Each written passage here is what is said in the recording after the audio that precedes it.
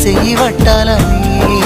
నల్లని సీకట్లో ఒకదాన్నే కూసున్న దిక్కులేని పచ్చినయ్యి బావా నువ్వెప్పుడొస్తావని ఏళ్ళైపోతుంది పిల్ల ఎన్నెలొచ్చింది మన బతుకులా ఏలైపోతుంది పిల్ల ఏలు వట్టంగా వస్తున్నాయా ఇన్నాళ్ళ ఎడబాటు ఎడవాసిపోతుందిలే ఈ సీనయ్య గుంటున్నదే సినదారా నీ కోసము ఈ దూరాన్ని చెరుపుతూ తీరాల కగిలింది అందాల ఈ మానవు